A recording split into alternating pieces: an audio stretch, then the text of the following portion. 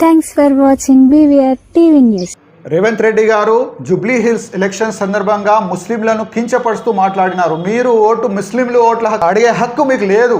ఎందుకంటే యావత్తు తెలంగాణ వ్యాప్తంగా ముస్లిమ్స్ సోదరుల పక్షాన, అదేవిధంగా బీఆర్ఎస్ మైనార్టీ సోదరుల పక్షాన మేము తీవ్రంగా ఖండిస్తున్నాను మీ వ్యాఖ్యలను. మీరేం చెప్పినారు? కాంగ్రెస్ ఉంటేనే ముస్లింలు ఉంటారు, కాంగ్రెస్ లేకుంటే ముస్లిం ఉండరు. ఎంత నీచమైన వాక్య! మీరు ఒక్క విషయం గమనించాలి. ముస్లింలు అంటే ఇక్కడ దేశపు మూలవాసులు. కాంగ్రెస్ అప్పుడు పుట్టలేదు. మేము ఇక్కడ దేశ మూలవాసులము, ఈ దేశం కోసం రక్తం ఇచ్చిన వాళ్ళము. ఈ భూమిలో మా రక్త నమూనాలు ఇప్పటి వరకు ఉన్నాయి. మీరు ఏం చేసిరని దళితులకు, ఆదివాసులకు, బడుగు బలహీన కించపరిచే విధంగా వ్యాఖ్యలు వాడటం మానుకొని ఒక నిజాయితీగా మీరు పరిపాలన చేయండి. హిట్లర్ పరిపాలన చేయవద్దని మేము కోరుతున్నాము. ఈ ఎలక్షన్లో ఖచ్చితంగా కాంగ్రెస్ పార్టీకి మేము బుద్ధి చెప్తాం. ఎస్, యాక్చువల్లీ ఈరోజు BVR టీవీ న్యూస్ కరీంనగర్ జిల్లాకి రావడం జరిగింది. మనతో BRS party senior most leader, at the same time Telangana మలిదశ నిఖార్స్ అయినటువంటి ఉద్యమకారులు సయ్యద్ నయీముద్దీన్ గారు మనతో ఉన్నారు. అలాగే వారి టీం కూడా ఉన్నటువంటి పరిస్థితి. సో దేశవ్యాప్తంగా ఇప్పటిదాకా 12 స్టేట్లలో SIR అమలు కావడానికి సంసిద్ధంగా ఉంది, ఇంక్లూడింగ్ తెలంగాణ. అసలు SIR అంటే ఏంటో మీకు తెలుసా? SIR అంటే తెలియకపోతే ఈ వీడియో చూడండి. నెక్స్ట్, జూబ్లీ హిల్స్ ఉప ఎన్నికల్లో నిజంగా ఏదైతే నయీముద్దీన్ గారు చెప్తా ఉన్నారో రేవంత్ రెడ్డి గారికి ఓట్లు అడిగే హక్కు లేదని చెప్పేసి, ఇది ఎందుకు? సో ఇట్లాంటి లేటెస్ట్ ఇన్ఫర్మేషన్ అడుగుదాం. నమస్తే, బాగున్నారా? అందరూ నమస్తే. ముందుగా BVR ఛానల్ గారికి హృదయపూర్వక ధన్యవాదాలు తెలియజేస్తున్నాను. ఎందుకంటే వరంగల్ నుండి ఒక స్పెషల్గా ఒక హాట్ టాపిక్, బర్నింగ్ టాపిక్ మీద చర్చకు రావడం జరిగింది. వారికి నేను ధన్యవాదాలు తెలియజేస్తూ, జై తెలంగాణ, జై కేసీఆర్, జై భీమ్. రైట్ సార్, నేను పాయింట్కి వస్తున్నా.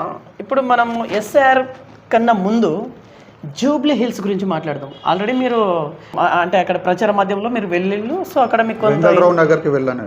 అక్కడ మీకు కొంత ఇన్ఫర్మేషన్ కూడా ఉంది. మీకు రిసీవింగ్ బాగుంది అక్కడ? ఖచ్చితంగా ఓటర్స్ మొత్తం డిసైడ్ అయినరు. కార్ పార్టీకి, కేసీఆర్ పార్టీకి వేయడానికి ఓటర్స్ మొత్తం డిసైడ్ అయ్యారు. ఎందుకంటే డిసైడ్ అయ్యాలని ఎట్లా చెప్తున్నారంటే వాళ్ళకి మేము కలిసినాం, ఫేస్ టు ఫేస్ పోయినాం, మాట్లాడినాం. అక్కడ సర్వేలు కూడా మనకు అనుకూలంగా వస్తున్నాయి. ఎందుకు వస్తున్నాయి అంటే ఈ పరిపాలన సర్వేలు కాంగ్రెస్కి అనుకూలం అని చెప్పేసి నిన్నటి నుంచి మొత్తుకుంటారు టీవీలలో. ఎవరి వాదన వాళ్ళకు ఉంటుంది. కానీ అక్కడ ఫీల్డ్ గ్రౌండ్ రిపోర్టింగ్ చూస్తే మనం పని చేసినాం కదా, మాకు అర్థమవుతుంది కదా. ఎందుకంటే రేవంత్ రెడ్డి గారు ముస్లింలకు కించపరిచే విధంగా మాట్లాడు. ఏంటి ఆ మాటలు ఏంటి? ఫస్ట్, ముస్లింలు అంటే కాంగ్రెస్ ఉంటేనే ముస్లింలు ఉంటారు, కాంగ్రెస్ లేకుంటే ముస్లిం లేరు అని చెప్పారు.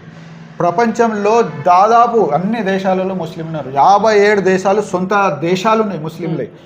కాంగ్రెస్ పుట్టక ముందు నుంచి ముస్లిమ్స్ ఉన్నారు. ముస్లిమ్స్ అంటే ఇక్కడ మూలవాసులు. అదే అప్పటి పరిస్థితులను బట్టి, వాళ్ళ అవసరాలు బట్టి మతాలు మార్చారు, కన్వర్ట్ అయ్యారు. కానీ బయట నుండి రాలే. ఈ అగ్ర కులాలు, ఆర్య సమాజానికి సంబంధించిన వాళ్ళు బయట వాళ్ళు. కానీ ముస్లింలు అన్నప్పుడు, ఆదివాసులు అన్నప్పుడు, బడుగు బలహీన వర్గాలు ఇక్కడ మూలవాసులు, దేశ మూలవాసులు, ఇక్కడ పుట్టిన వాళ్ళు. వాళ్ళకి మీరు ఎట్లా కించబడతారు? అంటే ఇక్కడ రేవంత్ రెడ్డి గారి వర్షన్ ఏంటిదంటే, బీజేపీ కనుక వస్తే ముస్లింలను తొలగిస్తుంది, ముస్లింలను దగ్గర రానియదు అనేది బీజేపీ వర్గం బీజేపీ ఒపీనియన్ అంటే రేవంత్ రెడ్డి గారి వర్షన్ కావచ్చు కదా.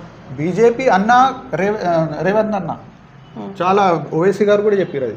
అంటే బీజేపీ భావజాలం కన్నా వ్యక్తే రేవంత్ రెడ్డి గారు. కాంగ్రెస్లో ఉన్నా కూడా ఆయన భావజాలం మొత్తం RSS 100% RSS. ఎట్లా అంటే ఇంత కార్యకర్తగా పనిచేసారు, RSS కార్యకర్తగా గతంలో పనిచేసారు కదా రేవంత్ రెడ్డి గారు. అది చరిత్ర ఉన్నది అతను ఎన్నోసార్లు కూడా చెప్పిన, నేను RSSలా బీజేపీలతో నాకు సంబంధాలు ఉన్నాయి, నేను దాంట్లో పనిచేసినా కాబట్టి నా పెద్దన్న అంటారు కదా, మోడీ గారికి పెద్దన్న అంటారు. కాబట్టి అతని ఆలోచన బయటపడ్డది. ఇప్పుడు అజారుద్దీన్ గారికి మైనారిటీ మినిస్టర్ పదవి వచ్చింది అంటే ఇప్పుడు ఓట్ బ్యాంక్ మొత్తము రేవంత్ రెడ్డి పోయినట్టేనా? అది కూడా బీఆర్ఎస్ వల్ల నచ్చింది అజరుద్దీన్ గారికి. ఎందుకంటే మేము చెప్పినాం కదా ప్రతిసారి ఒక్క ముస్లింకు కూడా మీరు ఇవ్వలేదు, మీరు ఎట్లా మాట్లాడతారు, మీరు సెక్యులర్ పార్టీ ఎట్లా అంటారు అంటే అప్పుడు సిగ్గుకి ఇచ్చారు. అది కూడా ఎలక్షన్ టైం ఇచ్చారు. మరి ఎందుకు స్టార్టింగ్ ఎందుకు ఇవ్వాలి? అదే మా కేసీఆర్ గారు మహమూద్ అలీకి స్టార్టింగ్లో ఇచ్చారు. ఒక డిప్యూటీ సీఎం, ఒక హోమ్ మినిస్టర్ ఇచ్చింది గతంలో. మరి ఇతను ఎందుకు ఇవ్వాలి? ఇప్పుడు ఎలక్షన్స్లో మనం గెలవాలి, ముస్లింలకు దగ్గర చేసుకోవాలని కుట్ర చేశారు. కానీ అది ప్రజలకు అర్థమైపోయింది అన్నీ. ఏంటంటే ఎవరు సెక్యులర్గా ఉన్నారు, ముస్లిం దగ్గర ఎవరు ఉన్నారు, ఆ ప్రజలకు అర్థమవుతుంది. కేసీఆర్ గారి పార్టీకి ఖచ్చితంగా మాగంటి సునీత గారికి ఓట్లు పడతాయి. మా పార్టీ ఖచ్చితంగా 20,000 మెజార్టీతో గెలుస్తున్నాం. మేము 20,000 మెజార్టీతో మేము గెలుస్తున్నాం. అక్కడ మేము అంచనాలు మా సర్వేలు చెప్తున్నాయి 100% గెలుస్తున్నాం. ఎందుకంటే మేము ప్రజలలో గుండెల్లో ఉన్నాం. మేము మా పార్టీ ఉద్యమ పార్టీ. ప్రతి ఇప్పుడు హైడ్రా అప్పుడు కానీ ఆటో సోదరులకు కానీ ప్రతి సందర్భంలో మేము ముంగట వచ్చినాం, ప్రజలతో ఉన్నాం. రైట్. ఇప్పుడు బర్నింగ్ టాపిక్, ఇప్పుడు మనం కాసేపు ఉప ఎలక్షన్ పక్కన పెడదాం. బర్నింగ్ టాపిక్, దేశవ్యాప్తంగా ఎస్ఐఆర్ అమలు విషయంలో చాలా తర్జన భర్జన, పేదల ఓట్లు తొలగిస్తున్నారు అది ఇదని చెప్పేసి కొంత వాదోపాదన జరుగుతూ ఉంది. ఆల్రెడీ బీహార్లో ఎక్స్పీరియన్స్ అయింది, ఈసీ అమలు చేసింది. నెక్స్ట్ మన తెలంగాణలో కూడా ఉంది. 12 రాష్ట్రాల్లో ఎట్ ఏ టైం అమలు చేయడానికి ఈసీ సన్నాహాలు కంప్లీట్ చేసేసింది. దీని మీద మీ వర్డ్స్ ఏంటి? ఆల్రెడీ బీహార్లో ఎస్ఐఆర్ చేసింది. అది అక్కడ చేసిన అక్కడనే ఎన్నో లోపాలు ఉన్నాయి. అక్కడ ఎన్నో ఇప్పుడు కేసులు కూడా అక్కడ ప్రజలు కావచ్చు, యాక్టివిస్ట్ కావచ్చు, ఉద్యమకారులు కావచ్చు, విపక్ష పార్టీలు కావచ్చు, కోర్టు కూడా పోయింది. ఎందుకంటే ఎస్ఐఆర్ ఒక కుట్ర, ఒక పేద ముస్లింల ఓటర్లు కావచ్చు, దళిత ఓటర్లు కావచ్చు, ఆదివాసుల ఓటర్లు కావచ్చు తీసేయాలని ఒక కుట్ర చేస్తుందని ఆరోపణలతో అక్కడ నడుస్తుంది. అది అయిపోయింది. అది 12th స్టేట్లలో ఆల్రెడీ రన్నింగ్లు ఉన్నది. కానీ 12 రాష్ట్రాలలో తమిళనాడు ఆల్రెడీ సుప్రీంకోర్టుకు ఇది ఒక కుట్ర చేస్తున్నారు, ఇది మాకు అవసరం లేదని తమిళనాడు. అదేవిధంగా బెంగాల్ దీది పెద్ద ర్యాలీ చేసి ఒక సీఎం హోదాలో ఒక ర్యాలీ చేయబట్టి కొన్ని రాష్ట్రాలు అపోజ్ చేసినాయి, 100% అపోజ్ చేస్తున్నాయి. దీంట్లో ఒక కుట్ర దాగి ఉన్నది. ఎందుకంటే బీజేపీకి ఒక పేద వర్గాలకు సంబంధించిన ఓట్లు వేయరు అని ఒక వాళ్ళు భావజాలంతో ఆ ఓట్లు ఎలా తొలగియాలని ఒక ఈసీతోని కుమ్మక్కై వీళ్ళు చేస్తున్న ఒక కుట్ర. అందుకు కాబట్టి అక్కడ వ్యతిరేకత వస్తుంది. యాక్చువల్లీ ఎస్ఐఆర్ అంటే ఏంటిది, దీన్ని తీసుకురావడం వెనకాల ఉండేటువంటి మోటో ఏమై ఉండొచ్చు అని మీ ఒపీనియన్ అండి? యాక్చువల్లీ మీ ఒపీనియన్ చెప్పండి.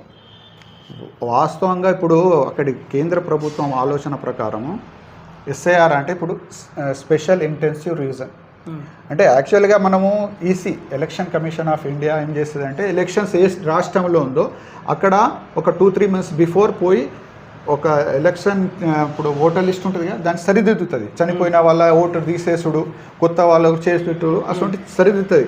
కానీ స్పెషల్ ఇంటెన్సివ్ రీజన్ అని ఫస్ట్ టైం ఇది పెట్టింది. ఇప్పుడు వరకు చరిత్రలో పెట్టలే. ఈ ఫస్ట్ టైం పెట్టి ఏం చేస్తుందంటే కొత్తగా ఓటర్ లిస్ట్ తయారు చేస్తున్నారు.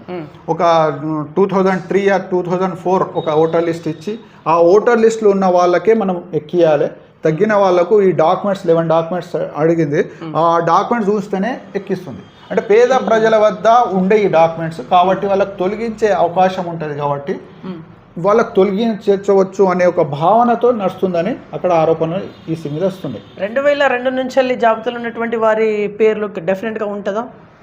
అప్లోడ్ చేసింది ఈసీ ఎలక్షన్ కమిషన్ తన వెబ్సైట్లో అన్ని రాష్ట్రాలై ఎక్కడెక్కడ 2002 మన తెలంగాణలో, 2003 అనేది మహారాష్ట్రలో, అటువంటి ఎక్కడెక్కడ వాళ్ళు ఒక టార్గెట్ పెట్టుకొని ఆ మొత్తం డౌన్లోడ్ చేసి దాంట్లో లిస్టులో ఉన్న వాళ్ళకు ఫ్యామిలీ మెంబర్స్ ఎవరైనా ఒక్క పేరున్నా తగ్గిన వాళ్ళ పేర్లు ఎక్కిస్తారు లిస్ట్లో. అటువంటి ప్రోగ్రామ్ తయారు చేసింది వాళ్ళు ఆల్రెడీ. ఓకే, ఇప్పుడు మన స్టేట్లో కూడా అమలు కానికి సంసిద్ధంగా ఉంది.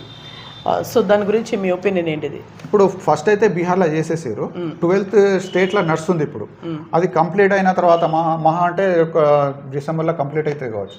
మళ్ళీ జనవరి ఫిబ్రవరిలో మన తెలంగాణకు కూడా కంపల్సరీ చేస్తారు. అది జనవరి అంటే నెక్స్ట్ ఇయర్ కంపల్సరీ ఇక్కడ కూడా చేస్తారు. ఎందుకంటే చాలా స్పష్టంగా ఎలక్షన్ కమిషన్ ఏం చెప్పిందంటే మన పాన్ ఇండియా మొత్తం ఇండియాలో మనం ఎస్ఐఆర్ నిర్వహిస్తాము చాలా స్పష్టంగా చెప్పింది. దానికి వ్యతిరేకంగా ఆపోజిషన్ పార్టీలు సుప్రీంకోర్టుకు వెళ్తున్నాయి, గొడవలు చేస్తున్నాయి. నేను చూపిస్తా ఒకటి. ఆల్రెడీ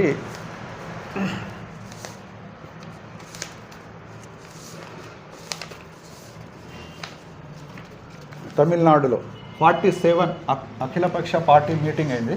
తమిళనాడులో వ్యతిరేకించింది ఎస్ఐఆర్ని. తమిళనాడు స్టేట్ వ్యతిరేకించింది. 47 పార్టీస్ విపక్ష పార్టీలు పిలిపించి మీటింగ్ చేసి వ్యతిరేకించింది. ఓకే, అంటే అంత ఎస్ఐఆర్ వల్ల అంత నష్టం వాటిల్తుందా?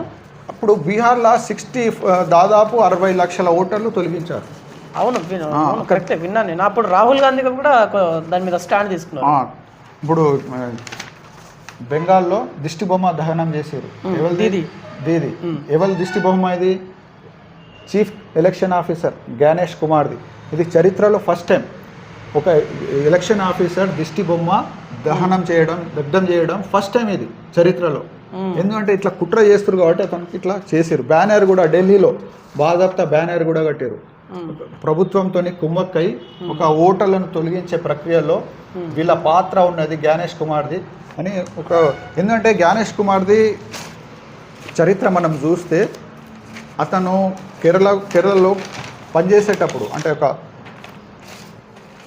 PWOలో పనిచేసేటప్పుడు ఇంజనీర్స్కి అక్కడ ఉండే ఇంజనీర్స్కి బాగా వేధించారు డబ్బుల కోసం.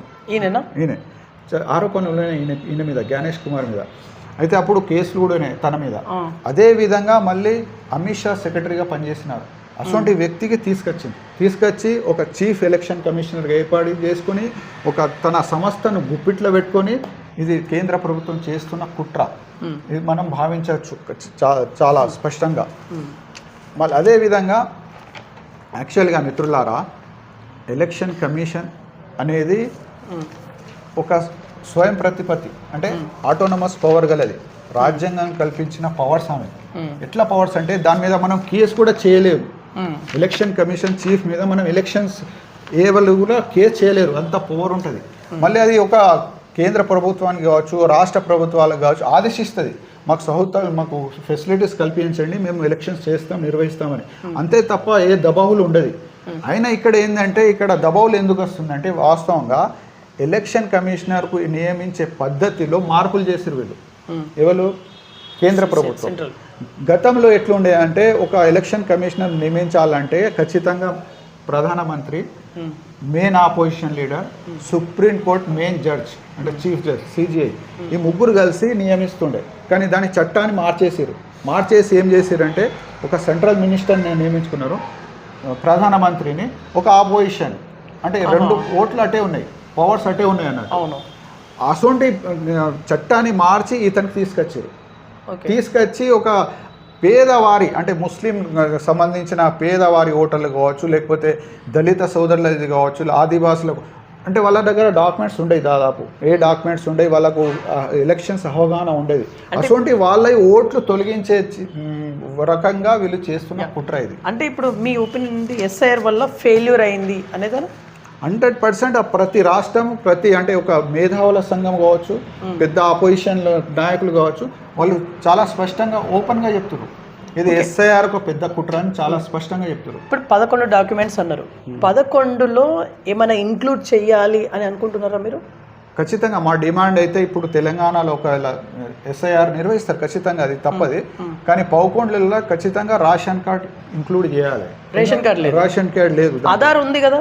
ఆధార్ ఉన్నది, ఆధార్తో సహా ఒక్కొక్క డాక్యుమెంట్ వారికి ఖచ్చితంగా అడుగుతారు వాళ్ళు. 11 డాక్యుమెంట్, పాస్పోర్ట్ కావచ్చు, మనం బర్త్ సర్టిఫికేట్ కావచ్చు, 10th మెమో కావచ్చు, ఇప్పుడు అందరి దగ్గర ఉండే ఇవన్నీ ఇటువంటివి ఉండేవి. కాబట్టి రేషన్ కార్డ్ ఖచ్చితంగా ఉంటుంది, ప్రతి ఫ్యామిలీలో పేదవారి ఇంట్లో ఉంటుంది. ఖచ్చితంగా ఆ రేషన్ కార్డును ఒకటి ఇంక్లూడ్ చేస్తే మా ఓటర్స్కు మాకు ఓకే అవకాశం తక్కువ ఉంటుంది. ఇప్పుడు తెలంగాణలో చాలామంది పబ్లిక్ ప్యానిక్ అవుతూ ఉన్నారు. 2002 నుంచి ఓట్ల ఆ జాబితాలో పేర్లు కొంతమందికి దొరకట్లేవు, కొంతమంది ఎక్కడికి పోయి ఎంకలాడుకోవాలని చెప్పేసి కొంత అంటే గాబరపడుతున్నారు. దీనికి ఒక సొల్యూషన్ ఉందా? వాస్తవంగా ఎలక్షన్ కమిషన్ తన వెబ్సైట్లో 2002 లిస్ట్ పెట్టింది. 2002లో మనకు తెలంగాణలో కట్అవుట్ 2002లో ఇంటింటికి తిరిగినాం మేము ఎలక్షన్ ఒక లిస్ట్ తయారు చేసినాము, అదే ఫైనల్. దాంట్లో పేర్లు ఉన్నవాళ్ళు అంటే మీ ఫ్యామిలీ మెంబర్స్, ఫాదర్ కావచ్చు, లేకపోతే మీ మదర్ కావచ్చు, లేకపోతే తండ్రి వాళ్ళ గ్రాండ్ ఫాదర్ కావచ్చు, లేకపోతే అన్న ఎవరైనా అన్న అక్క చెల్లెలు ఎవరైనా పేర్లు ఉంటే మాత్రం వాళ్ళకి డైరెక్ట్ ఎక్కిస్తారు. దాంట్లో వాళ్ళకి ఏ డాక్యుమెంట్స్ అడగరు. మళ్ళీ ఏంటంటే ఇక్కడ బీహార్లో చేసింది వీళ్ళకి ఎక్స్పీరియన్స్ వచ్చింది మంచిగా.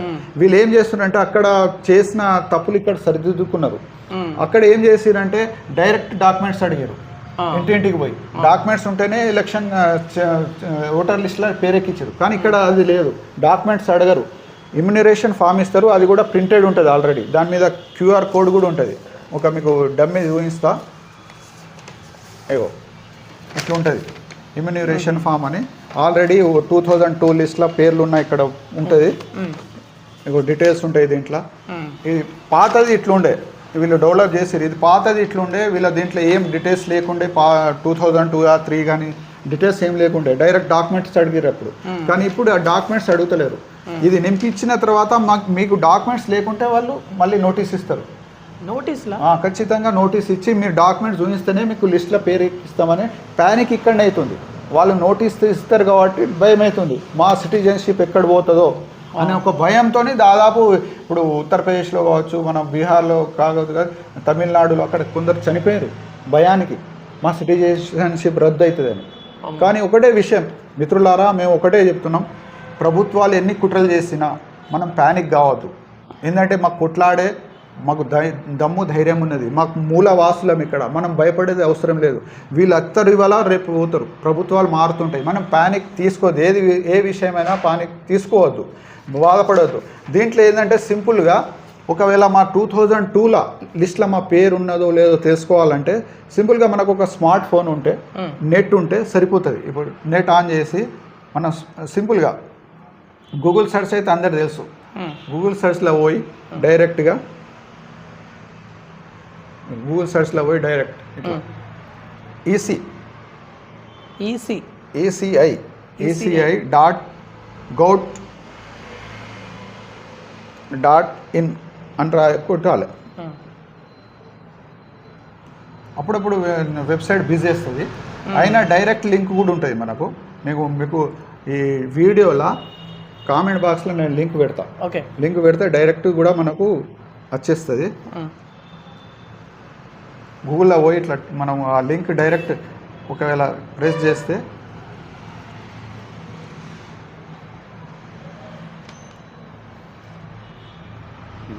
చాలా స్పష్టంగా చీఫ్ ఎలక్టరల్ ఆఫీస్ తెలంగాణ, ఇక మన తెలంగాణ స్టేట్ ఇది డైరెక్ట్ లింక్ పెట్టినా మీరు.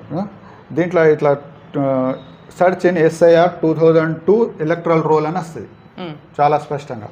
దీంట్లో ఇప్పుడు సపోజ్కు మన మిత్రులు ఉన్నారు ఈ వాడకట్టు ఇస్మాయిల్ భాయ్, గతంలో ఆయన కొరట్లలో ఉండే 2002. ఇప్పుడు ఒక 10-15 ఇయర్స్ అవుతుంది ఇక్కడ వచ్చి, ఇక్కడనే ఇల్లు కొనుక్కున్నారు, ఇక్కడనే ఓటర్. కానీ అతను 2002 అక్కడ కోరుట్లలోనే ఉండరు. ఇప్పుడు మనం అతన్ని చెక్ చేయాలంటే సింపుల్గా డిస్టిక్ అని కొట్టాలి ఫస్ట్. ఇక్కడ సెలెక్ట్ చూపిస్తుంది, డిస్టిక్ ఏ డిస్టిక్లో ఉండే అప్పుడు కోరుట్ల, కరీంనగర్ డిస్టిక్లో, కరీంనగర్లో ఉండే. ఇప్పుడు కూడా కరీంనగర్లో ఉన్నదా? కరీంనగర్ మే సేవు జగిత్యాల. అసెంబ్లీ ఏమి ఉండే అప్పుడు? అసెంబ్లీ అడుగుతుంది, బుగ్గారాం ఉండే. బుగ్గారాం దీంట్లో ఆటోమేటిక్గా వస్తుంది ఎన్ని సెగ్మెంట్ బుగ్గారాం అని కొట్టాం. ఓకే, తర్వాత మనం ఇక్కడ ఈజీగా హౌస్ నెంబర్ క్లిక్ చేయాలి. ఇక్కడ ఇక్కడ కొట్టాలి హెచ్ నెంబర్ బోలో 4-6-19 కొట్టాలి. తర్వాత ఇక్కడ ఇది అడుగుతుంది ఏంటి,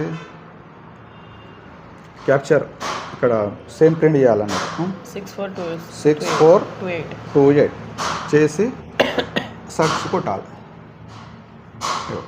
చాలా స్పష్టంగా వచ్చేసింది. ఎండి ఇస్మాయిల్ సఫీయుద్దీన్, వాళ్ళ ఫాదర్ బదియుద్దీన్, వాళ్ళ వైఫ్ పేరు ఇలా చాలా స్పష్టంగా వచ్చేస్తుంది. ఇది డౌన్లోడ్ అయినా చేసుకోవచ్చు, మనం స్క్రీన్ షాట్లో పెట్టుకుంటే సరిపోతుంది, మనకు ఇబ్బంది ఉండదు. అంటే మంచి పద్ధతి ఇది, ఈజీగా ఉన్నది. ఎలక్షన్ కమిషన్ మంచి పని చేస్తుంది. ఏంటంటే ఇప్పుడు ఓటర్ లిస్ట్ 2000 ఎవరికి దొరకాలి, మరి దొరకదు, అవగాహన ఉండదు ఎవరికి. కానీ మనకు మొబైల్లోనే దొరుకుతుంది. వాళ్ళు దాంట్లో పెట్టారు వెబ్సైట్లో, వాళ్ళ వెబ్సైట్లో పోర్టల్లో పెట్టారు. మనం దాంట్లో చూసుకోవచ్చు, మన పేరు దాంట్లో ఓటర్ కార్డుతో కూడా చూసుకోవచ్చు, ఇంటి నెంబర్తో కూడా చూసుకోవచ్చు, మన పేరుతో కూడా చూసుకోవచ్చు. అన్ని ఫెసిలిటీస్ ఉన్నాయి అందులో. అది తీసుకొని మనం పెట్టుకున్నాం అనుకో మనకేముండదు. అప్పుడు బిఎల్ఎస్ వచ్చినప్పుడు ఆ జిరాక్స్ చూపించి, గతంలో నేను అక్కడ ఉండే, ప్రస్తుతం ఇక్కడ ఉంటున్నా, ఇక్కడ ఓటర్ కార్డు, ఇక్కడ అడ్రస్ ఉంటుంది మొత్తం, ఆధార్ కార్డు, వాళ్ళు కంపేర్ చేసుకుంటారు, మ్యాచ్ చేసుకుంటారు అన్నట్టు. వాళ్ళ దగ్గర కూడా మొబైల్స్ అవి ఉంటాయి, వాళ్ళకు కూడా బిఎల్ఎస్ దగ్గర వాళ్ళు చెక్ చేసుకుంటారు వాస్తవం కాదా అని. వాళ్ళ ఫాదర్ నేమ్ అన్ని మొత్తం టాలీ చేసుకుంటారు, ఓకే అని రాసిస్తారు, లిస్ట్లో పేరు వస్తుంది. వీళ్ళ ఇప్పుడు కొడుకులు ఉన్నారు, అప్పుడు ఓటర్స్గా లేకుండే, ఇప్పుడు ఓటర్స్గా అయింది కొత్తగా. కాబట్టి వాళ్ళకు ఏంటంటే వాళ్ళ ఫాదర్ది ఉంది కాబట్టి వాళ్ళది కూడా దాంట్లో రాసుకుంటారు. వాళ్ళ బర్త్ సర్టిఫికేట్ ఏమన్నా ఒక డాక్యుమెంట్స్ ఐడెంటిఫై అడుగుతారు, ఎక్కిస్తారు. అంటే దాదాపు బీహార్లో అయిన తప్పులన్నీ వాళ్ళు సరిదిద్దుకున్నారు.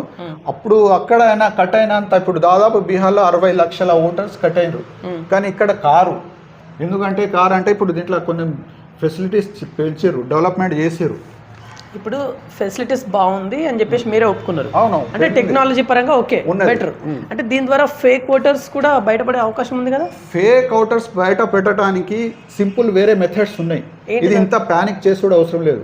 సపోజ్ కు ఆధార్ కార్డు ఉంది, మనం ప్రతి 5 సంవత్సరాలకు మనం ఫింగర్ ప్రింట్స్ ఇస్తాం, ఐస్ ఇస్తాం, అవును, రెన్యువల్ చేసుకుంటాం. అవును, ఆధార్తోనే దీనికి లింక్ చేసినప్పుడు వేరే మొత్తం డిలీట్ చేయొచ్చు.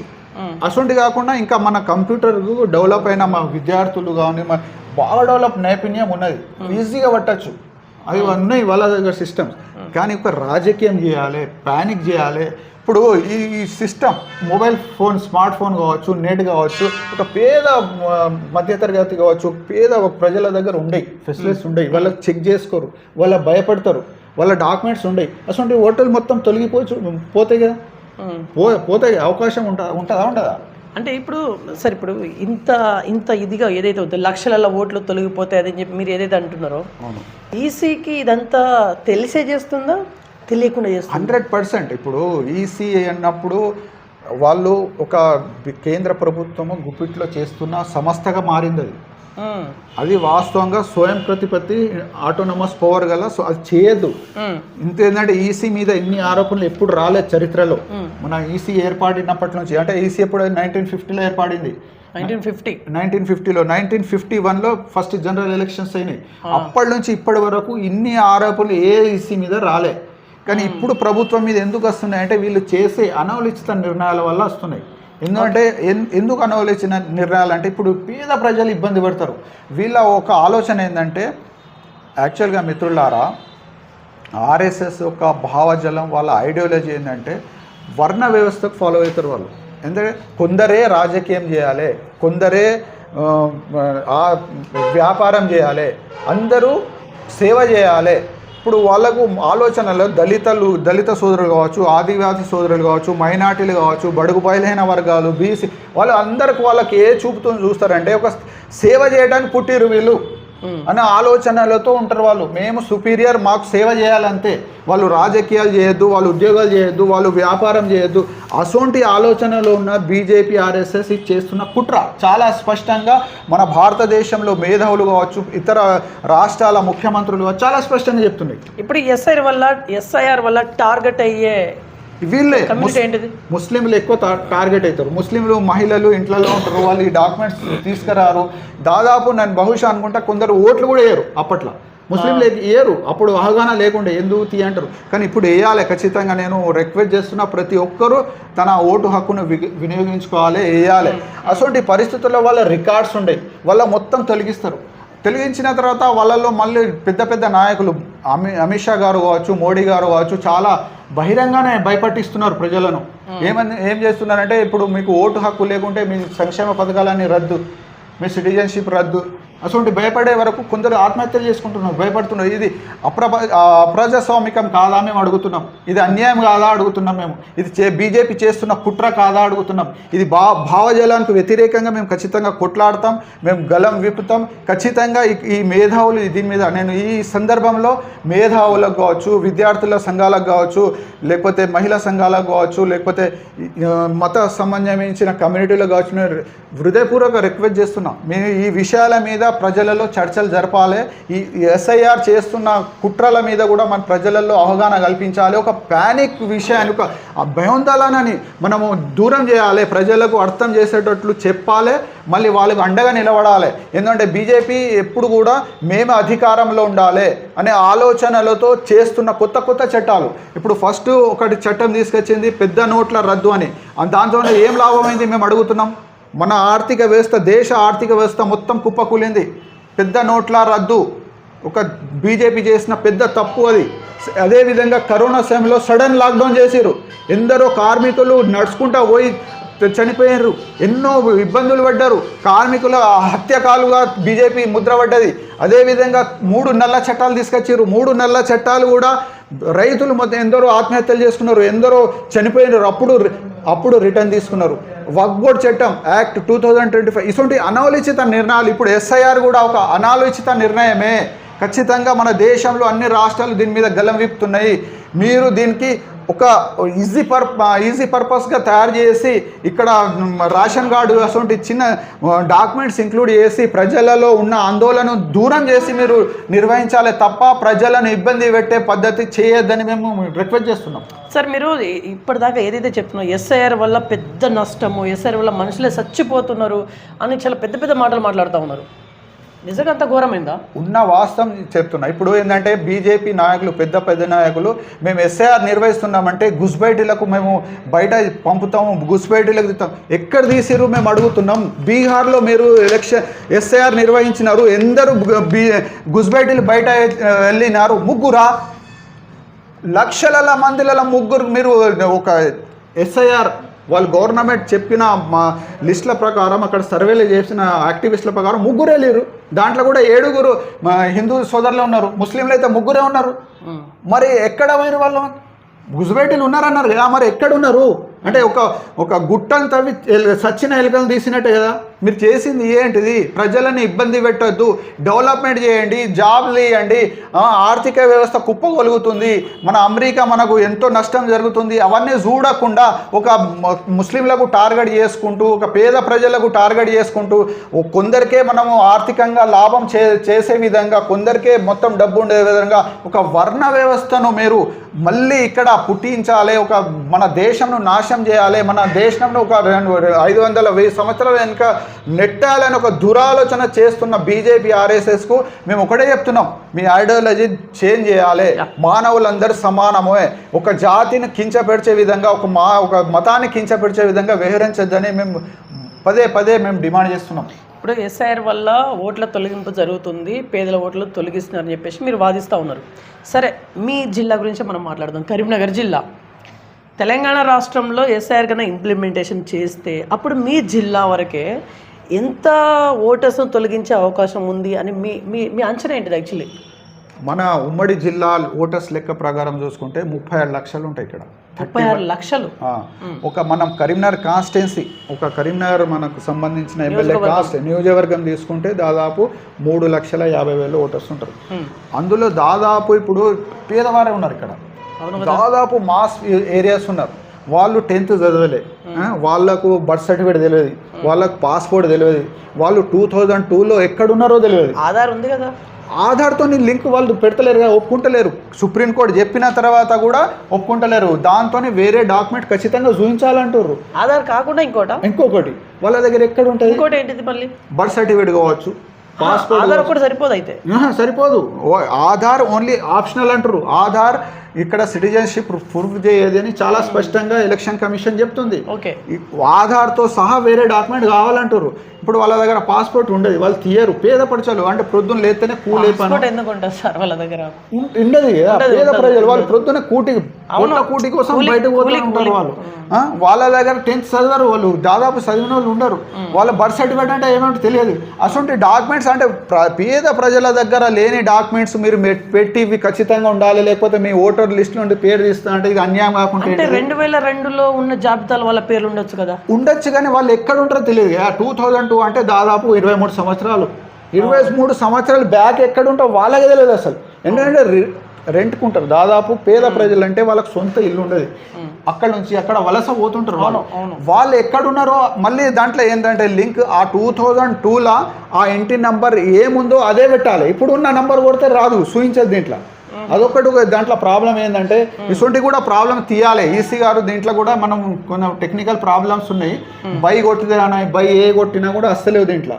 అటువంటి టెక్నికల్ ప్రాబ్లం కూడా ఉన్నాయి. మళ్ళీ కొత్త నంబర్ కొడితే కూడా రావాలి, పాత నంబర్లు కూడా దీంట్లో అస్సలేవు. 2002లో ఆ నంబర్ ఇంటి నంబర్ ఏది ఉందో అదే మెన్షన్ చేస్తే దాంట్లో ఓటర్ సేవలో అక్కడ డిస్ప్లే అవుతున్నాయి. అటువంటిది వాళ్ళ అవగాహన ఉంటుందా? పేద ప్రజలకు ఉండదు. దాదాపు కట్టే అవకాశాలు ఉంటాయి. కానీ మనం పానిక్ కావద్దు, ఖచ్చితంగా పోరాడాలి. దీనికి వ్యతిరేకంగా రాష్ట్రాలతో మనం మీ పార్టీ దీని మీద ఏం స్టాండ్ తీసుకున్నారు? మా పార్టీ ఆల్రెడీ బీహార్లో జరిగినప్పుడే మన ఇక్కడ నుంచి మన వర్కింగ్ ప్రెసిడెంట్ కేటీఆర్ గారు అదేవిధంగా మా మాజీ ఎంపీ వినోద్ కుమార్ గారు బీహార్కు ఎలక్షన్ కమిషన్ అప్పుడు మీటింగ్ పెట్టింది. అక్కడ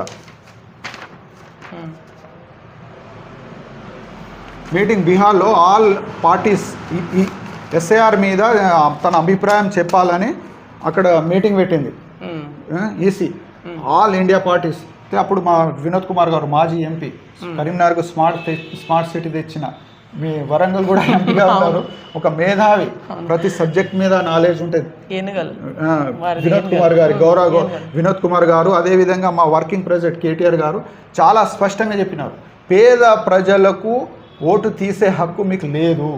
మీరు ఖచ్చితంగా పేద ప్రజల ఓట్లు ఖచ్చితంగా ఉండేటట్లు డాక్యుమెంట్స్ కావచ్చు ఏదైనా కావచ్చు మీరు అలా చేయాలి అని బీహార్లో పోయి చాలా స్పష్టంగా చెప్పినారు. బీహార్లో జరుగుతున్నది కుట్ర, మేము బాగా దాన్ని ఖండిస్తున్నామని చెప్పారు. ఎస్, ఇప్పుడు ఈసీ చేసినటువంటి ఈ ఏదైతే పరిణామాలు ఉన్నాయో నిజంగా ఇవి ప్రజలకు మేలునైతే చేకూర్చవనేదే మీ ఓవరాల్ కాన్సెప్ట్, అంతేనా? 100% ఇది ఒక అనాలోచిత నిర్ణయమే. బీజేపీ చేసింది మొత్తం అనాలోచిత నిర్ణయాలే. ప్రజలకి ఈసీ అంటే దానికి ఇప్పుడు కేంద్ర ప్రభుత్వం గుప్పిట్లో పెట్టుకున్నది కదా, ఈసీ చేస్తలేదు, కేంద్ర ప్రభుత్వమే చేపిస్తుంది అన్నట్టు. మనం డైరెక్షన్ ఢిల్లీతోనే, మొత్తం ఢిల్లీతోనే నడుస్తుంది. ఈసీ ఎట్లా చెప్తే అట్లా వింటుంది. ఈసీకి ఏమైనా ప్రాబ్లమ్స్ అయితే తొందరగా బీజేపీ రియాక్ట్ అవుతుంది విపక్ష పార్టీల మీద. అంటే చెప్పేది అంటే వీళ్ళందరూ ఒకటైపోయారు ఇప్పుడు.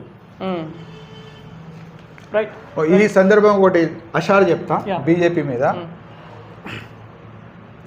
लश्कर भी तुम्हारा है, सरदार भी तुम्हारा है, लश्कर भी तुम्हारा है, सरदार भी तुम्हारा है, तुम झूठ को सच लिख दो, अखबार भी तुम्हारा है, इस दौर के फरियादी जाएं तो कहाँ जाएं, कानून भी तुम्हारा है, दरबार भी तुम्हारा है. అంటే దీని అర్థం ఏంటంటే సైన్యం కూడా మీదే, దానికి సంబంధించిన క్యాప్టెన్ కూడా మీరే, న్యూస్ పేపర్ కూడా మీరే. అంటే తప్పు కూడా మీరు రైట్ రాసుకోవచ్చు, అబ్జెక్షన్ లేదు. అంటే సోషల్ మీడియా కాకుండా ఇప్పుడు మనం గోధి మీడియా చూస్తున్నాం, ప్రైమ్ మీడియా మొత్తం అబద్ధాలే, ప్రొద్దున లేస్తే అబద్ధాలే, అది కూడా మీదే. మరి ఇప్పుడు ఉన్న బాధితులు ఎక్కడ పోవాలి? చట్టం మీదే, చట్ట సభలు మీరే.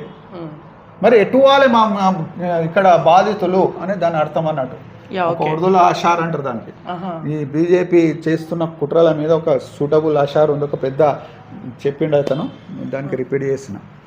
ఓకే, ఎస్, ఇది ఇవాళ ఇన్ఫర్మేషన్. ఒకటే విషయం ఈ సందర్భంగా ఒకటే విషయం చెప్తున్నా మిత్రులారా, మనం ఏ విషయం కానీ ఎన్నో ప్రభుత్వాలు చూసినాం. భారతదేశానికి మనం స్వతంత్రం తెచ్చినాం కొట్లాడి, వీళ్ళు దాగి ఉన్నారు ఆర్ఎస్ఎస్ భావజలం గారు, ఎప్పుడు స్వతంత్రంలో పాల్గొనలే. ఇప్పుడు వచ్చి మేమే దేశభక్తులుగా వాళ్ళు చలామణి అనుకుంటా ఏదో చేద్దామని ఒక ప్రజలను మోసం చేస్తున్నారు తప్ప వేరేది ఏం చేసేది ఏం లేదు. వీళ్ళు చేసిన మొత్తం అనాలోచిత నిర్ణయాల వల్ల దేశానికే నష్టం జరుగుతుంది. కానీ మేము ఇప్పుడు మాకెందుకు అని మనం ఊకుంటే మేము వచ్చే మా తరాలు మాకు క్షమించరు, ఎందుకంటే తిడతారు మాకు, ఎందుకంటే అప్పుడు ఎందుకు ఊకున్నారని. ఎందుకంటే మా పూర్వీకులు ఈ దేశాని కోసం రక్తం ధారపోసినారు, ఈ దేశ స్వతంత్రం కోసం కొట్లాడినారు. వీళ్ళు చేసింది ఏం లేదు. వీళ్ళు బ్రిటిష్ పాలనలో ఉన్నప్పుడు బ్రిటిష్ కాలు మొక్కిర్రు, వీళ్ళు బూట్లు నాకిన వాళ్ళు. అదేవిధంగా మొఘల్స్ రాజులు చేసినప్పుడు కూడా వీళ్ళే అక్కడ సైన్యాధికారులుగా ఆఫీసర్లుగా వీళ్ళు చలామణి అయినారు. అంటే అధికారంలో ఎవరు ఉన్నప్పుడు వాళ్ళు వాళ్ళకే పలుకుతారు, వాళ్ళ సైడే ఉంటారు, ఎప్పుడు ఉద్యమాలు చేయరు. ఇటువంటి వాళ్ళు వీళ్ళకు మనము జవాబు ఇవ్వాలి. ఖచ్చితంగా వీళ్ళ వ్యతిరేక ఆలోచన ఐడియాలజీకి మేము ఖచ్చితంగా నిలబడాలి. ఇదే సందర్భంగా ఒకటే రిక్వెస్ట్ చేస్తున్నాం, మీరు విద్యార్థులకు కావచ్చు, మేధావులకు కావచ్చు, మేము రాజకీయ పార్టీలకు కావచ్చు, ప్రతి ఒక్కరికి ఏంటంటే తప్పు ఎవరు చేసినా మనం గలం విప్పాలి, మాట్లాడాలి. ఏంటంటే మేము ఇక్కడ భారతదేశంలో పుట్టిన మాకు ఇక్కడ గౌరవం ఉంటుంది. మన భారతదేశం డెవలప్ కావాలి, మన హక్కు అది. మన హక్కులను వాళ్ళు లాక్కుంటాం అంటే మేము ఊకోము. అది కూడా పేదవారి హక్కులను లాక్కుంటామంటే మనం చూస్తూ ఊరుకోము. ఏంటంటే మూలవాసులం, ఇక్కడ ఈ దేశ యొక్క మూలవాసులం మేమే, వాళ్ళు కాదు. బయట నుండి వచ్చిన ఆర్య బ్రహ్మ సమాజం కాదు. అదొకటి మనం అర్థం చేసుకోవాలి. వాళ్ళ ఐడియాలజీతో మేము కొట్లాడుతుండాలి. అదే మాకు విజయం అవుతుంది. సరే, ఒక మాటతో కన్క్లూడ్ ఇద్దాము. ఎస్ఐఆర్ ఎట్లాగో తెలంగాణలోకి ఇంప్లిమెంటేషన్ ఖచ్చితంగా అవుతుంది. అవును, సరే, మనం ఎన్ని వీడియోలు చేసినా అది అయ్యేది అవుతుంది. మనం అడ్డు పడలేం. ఎస్ఐఆర్లో ఇలాంటి మార్పులు చేర్పులు చేస్తే బాగుంటుంది. వన్ వర్డ్ ఆన్సర్ ఇవ్వండి దీనికి. ఒక నిమిషం మాట్లాడండి. ఇక ఎస్ఐఆర్ చేయండి, ఎందుకంటే ఫేక్ ఓటర్స్ తీయాలి ఖచ్చితంగా. అది ఇప్పుడు నాదే ఉన్నది, దాదాపు నేను జగిత్యాల లేకపోతే అక్కడ ఎక్కడైనా జాబ్ చేసినా లేకపోతే అక్కడ ఉన్న మా ఫాదర్స్ ఉన్న అక్కడ కూడా ఓటు ఉంటాయి, ఇక్కడ కూడా ఉంటాయి. కాబట్టి అక్కడ తొలగియాలంటే ఎట్లా చేయాలి, దానికి ఒక పద్ధతి ఉంటుంది. ఒక లింక్ చేయాలి ఆధార్. ఈ పద్ధతి కరెక్ట్ కదా? ఈ పద్ధతి ప్యానిక్ చేస్తున్నారు, నోటీసులు ఇస్తుర్రు, డాక్యుమెంట్స్ అడుగుతారు, ప్యానిక్ చేస్తారు ప్రజలలో. సింపుల్ పద్ధతి అంటే ఇప్పుడు రేషన్ కార్డు ఉంది, ప్రతి పేదవాడి దగ్గర ఉంటుంది. ఆ రేషన్ కార్డు దీంట్లో ఇంక్లూడ్ చేయాలి. మళ్ళీ లిస్ట్ 2002 పెట్టద్దు. 2 పెట్టగా 2024 ఎలక్షన్స్లో వేసినాం కదా మేము. మీ గవర్నమెంట్ ఎట్లా ఏర్పడింది? సెంట్రల్ గవర్నమెంట్ ఎంపీ ఎలక్షన్స్ ఎట్లా 2004లో జరుగుతూనే మీరు ప్రధానమంత్రి అయ్యారు. మరి వాళ్ళు లిస్టే పని చేయదంటే మీరు కూడా ఫేక్ అన్నట్టు. మరి మీరు కూడా ఫేక్ ప్రధాని అంటాం మేము. ఇప్పుడు ఆ లిస్ట్ ఫేక్, అవసరం లేదు అని మీరు రద్దు చేసి 2002 లిస్టును ఫైనల్ చేస్తురుగా. మరి 2024లో మీరు కూడా ఫేక్ ప్రధాని. మరి ఆ లిస్టులో ఉన్న ఓటర్స్ అందరు ఫేక్ అన్నప్పుడు అది రద్దు చేస్తురుగా మీరు. 2024 లిస్ట్ రద్దు చేసి 2002 లిస్ట్ ఫైనల్ చేసారు మీరు. దాంట్లో ఉన్న వాళ్ళకే లిస్టులో ఎక్కిస్తుర్రు. కొత్త వాళ్ళకి ఎక్కేయాలంటే దాంట్లో ఏమైనా ఫ్యామిలీ మెంబర్స్ ఉంటేనే ఎక్కిస్తుర్రు, లేకపోతే అది చూపించమంటారు బర్త్ సర్టిఫికేట్ కానీ. అది మరి మీ 2024లో ఎలక్షన్లు అప్పుడు మరి ఎందుకు అడగాలి మీరు? మీరు గద్దె మీద ఎక్కిన తర్వాత ఇటువంటి లింకులు పెట్టి మాకు చీటర్స్ అంటే మీరే చీటర్ అసలు. ఒక ప్రధానమంత్రిగా మీరు హక్కు లేదు ఆ సీట్ మీద కూర్చోడానికి, మీకు హక్కు లేదు. ఎందుకంటే మీరు మా చీటింగ్ ఓటర్లతోనే గెలిచినట్టు. మరి చీటింగ్ ఓటర్లతో ఏసీరనే మీరు చీటింగ్ ఓటర్ తీయడానికి ప్రయత్నిస్తున్నారు అంటారు కదా మీ వాదన. ఇప్పుడు చిన్న ఏంటి మిస్టేక్స్ని ఎట్లా అధిగమించాలి? మిస్టేక్స్ అదే ఒకటే. ఎస్ఐఆర్ చేస్తారు, మన స్టేట్లో చేస్తారు, ఓకే చేస్తారు. చిన్న మిస్టేక్స్ ఉంటాయని మీరు అన్నారు కదా, దాన్ని ఎట్లా ఎలక్షన్ కమిషన్ తరపున కానీ రాజకీయ నాయకుల తరపున కానీ ప్రజలలో అవగాహన కల్పించాలి. ఏంటిది అవగాహన? అవునా, ఎస్ఐఆర్ చేస్తున్నాం, ఒక ఫేక్ ఓటర్స్ తొలగించడానికి చేస్తున్నాం. దీంట్లో ఇంక్లూడింగ్ మనము రేషన్ కార్డు కూడా పెట్టినాం. ప్రతి ఒక్క పేదవాని దగ్గర రేషన్ కార్డు ఉంటుంది, దాంట్లో ఫ్యామిలీ మెంబర్స్ కూడా ఉంటారు అందరూ. దాంట్లో ఎక్కియాలి, ఇంక్లూడింగ్ చేయాలి. Birth certificate, passport, 10th memo అంటే అందరి దగ్గర ఉండేవి. అవి లేనప్పుడు తీసేస్తామంటే 2002లో ఎక్కడున్నామో వాళ్ళకే తెలియదు. మరి వాళ్ళు ఎక్కడే ఇబ్బంది పెట్టాలి. ఇందాక ఫోన్లలో అట్లాంటి టెక్నికల్ ప్రాబ్లమ్స్ కూడా ఉన్నాయి. ఇప్పుడు ప్రాబ్లమ్స్ ఏంటి చెప్పండి? టెక్నికల్ ప్రాబ్లమ్స్ ఏంటంటే ఇప్పుడు ఎలక్షన్ కమిషన్ ఒక హెల్ప్ లైన్ కూడా ఇచ్చింది. నేను ఈ వీడియోలో ఉంటుంది, కామెంట్ బాక్స్ లో పెడతా. అంటే రాసుకోండి. ఇండియా లెవెల్లో హెల్ప్ లైన్ నెంబర్ అంటే election commission help line number India లెవెల్ది ఇది 1800111950. ఈ డయల్ చేస్తే మీకు ఏమైనా ప్రాబ్లమ్స్ ఉంటే కూడా వాళ్ళు వింటారు, జాబ్ ఇస్తారు. నేను కూడా చేసిన, కొన్ని క్వశ్చన్స్ అడిగినా చెప్పారు. స్టేట్ లెవెల్లో ఇంకా ఇక్కడ స్టార్ట్ కాలేదు కాబట్టి అది పనిచేస్తలేదు. అయినా నంబర్ రాసుకోండి. మన స్టేట్ లెవెల్లో తెలంగాణది 180042513222. ఈ హెల్ప్ లైన్స్ ఇచ్చిరు వాళ్ళు, ఎలక్షన్ కమిషన్ వాళ్ళు. ఏమన్నా మనకు ఇబ్బందులు ఉన్నా, ఏమన్నా డౌట్లు ఉన్నా అడిగితే వాళ్ళకు వివరణ ఇస్తున్నారు వాళ్ళు. కానీ స్టేట్లో అయితే నడుస్తలేదు, ఎందుకంటే ఇక్కడ స్టార్ట్ కాలే, ఇంకా టైం పడుతుంది. మనకి ఇక్కడ వచ్చే వరకు అక్కడ డిసెంబర్లో కంప్లీట్ అవుతుంది, జనవరి ఫిబ్రవరి ఇక్కడ స్టార్ట్ అవుతుంది కావచ్చు. కాబట్టి మనం ప్యానిక్, ఇది ప్రోగ్రామ్ మనం మాట్లాడేది ఒకటి అవేర్నెస్ కోసమే. దీంట్లో ఎవరికి ఎటువంటి అబ్జెక్షన్లు కానీ మాకు ఎటువంటి ఇబ్బందులు లేవు. మేము ఒక అవేర్నెస్ కోసం ప్రజలకు తన పేరు తన ఫోన్లో మొబైల్లో చూసుకోవచ్చు 2002 లిస్ట్లో. ఒకవేళ లేకుంటే మాత్రం మనం వేరే డాక్యుమెంట్స్ మనం తయారు చేసుకోవాలి. ఒక ప్రజలకు తెలియజేయడానికి ప్రోగ్రామ్ ఒక వీడియో. ఇప్పుడు సదరు వ్యక్తి చూసిన వ్యక్తి ఏదైనా ఆన్లైన్ సెంటర్కి వెళ్ళాలన్నా అవసరం లేదు, మీ సేవకి వెళ్ళాలన్నా అవసరం లేదు. తన మొబైల్లోనే ఇప్పుడు నేను చెప్పిన విధంగా ఫాలో చేస్తే, నేను ఈ వీడియోలో కామెంట్ బాక్స్లో కూడా లింక్ పెడతా. ఆ లింక్ క్లిక్ చేస్తే మీకు డైరెక్ట్ వచ్చేస్తుంది. ఒక చదివినట్టు ఒక 10th ఇంటర్ చదివిన వ్యక్తికి కూడా అర్థమవుతుంది ఎట్లా ఫాలో చేయాలి. ఒక కాకుంటే కూడా మనం ఇక్కడ ఇప్పుడు స్టూడెంట్లు మా బీటెక్ ఇంజనీర్ మంచి కంప్యూటర్ అవగాహన ఉన్న పిల్లగాళ్ళు ఉన్నారు, వాళ్ళకు చెప్పిన. కానీ ఇక్కడ ఒకటే విషయం ఏంటంటే దీంట్లో 2002లో ఏ నంబర్ ఉందో అది గుర్తు పెట్టుకోవాలి. మనం ఎక్కడ ఉన్నామో గుర్తు పెట్టుకోవాలి. ఒకవేళ నెంబర్ గుర్తుకు లేకపోతే, నెంబర్ కనుక గుర్తుకు లేకపోతే 2002 కన్నా అంత ముందు ఉన్నటువంటి నెంబర్, ఇంటి నెంబర్ గుర్తు ఉండకపోతే ఏంటి సొల్యూషన్? మా పేరెంట్స్కి అడగాలి. అంటే ఇప్పుడు నువ్వు సపోజ్కు అప్పుడు 18 years కంప్లీట్ కావచ్చు. ఒకవేళ మీదే తీసుకుంటే మీ ఫాదర్ది ఉంటుంది, లేకపోతే మీ గ్రాండ్ ఫాదర్ది ఉంటుంది, మీ అంకల్ది ఎవరిదైనా ఉంటుంది. ఆ నంబర్ ఎట్లా గుర్తుపట్టాలంటే వాళ్ళకి అడగాలి. అడిగితే ఆ ఇంటి నెంబర్ ఎంత ఉందో వాళ్ళు చెప్తారు. 96లో పుట్టిన 96లో అంటే ఇప్పుడు 1987 ముందే తర్వాత పుట్టినవు. 96 అంటే ఓటర్ హక్కు లేకుండే నీకు అప్పుడు లేకుండే. మీ ఫాదర్ పేరు ఉంటుంది, మీ ఫాదర్ పేరు ఉంటుంది. 2002 లిస్ట్లో ఫాదర్ పేరు ఉంటుంది, మీ అంకల్స్ పేరు, మదర్ పేరు ఉంటుంది. అది ఒక్కటి ఉన్నా కూడా దాంట్లో లింక్ ప్రకారం మనకు లిస్ట్లో పేరు ఎక్కియచ్చు. అది డౌన్లోడ్ చేసుకోవాలి, లేకపోతే స్క్రీన్ షాట్ చేసుకోవాలి. ఎవరైనా మనం కంప్యూటర్ అవగాహన ఎవరిదో ఒక ఇంటి వాళ్ళది అసలు నెంబరే దొరకట్లేదు, వాళ్ళకి నెంబరే లేదు, ఎట్లా దానికి సొల్యూషన్ ఇదే. వాళ్ళకి ఏంటంటే ఇది ఉంటుంది మనకు 11 డాక్యుమెంట్స్లో 3 డాక్యుమెంట్స్ వాళ్ళే ఇంటికి వస్తారు, మనకి వాళ్ళే బిఆర్ఓ సెంటిస్కి వస్తారు. వచ్చి ఏంటంటే బీహార్లో ఫస్ట్ డాక్యుమెంట్స్ అడిగారు, కానీ ఇక్కడ అడగరు. ఇటువంటి ఇమిగ్రేషన్ ఫార్మ్స్ ఇస్తారు, ఆల్రెడీ ప్రింటెడ్ ఉంటుంది. దాంట్లో పాతది మన QR కోడ్ కూడా ఉంటుంది. అంటే ఎక్కడంటే అక్కడే ఫామ్లు దొరికాయి.